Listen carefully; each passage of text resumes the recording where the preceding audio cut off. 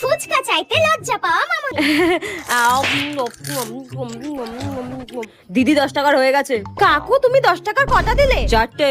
না কাকু 4টে হয়নি, এটা নিয়ে তো তুমি 3টে দিলে আমাকে। না না 4টেই দিয়েছি। না কাকু সত্যি বলছি 4টে হয়নি, এটা নিয়ে 3টে। বলছি তো 4টে হয়ে গেছে। ই বাবা, আশেপাশের লোকগুলো আমার দিকে তাকিয়ে আছে আর আমি ফুচকা নিয়ে ঝামেলা করছি। ঠিক আছে আর দিতে হবে না।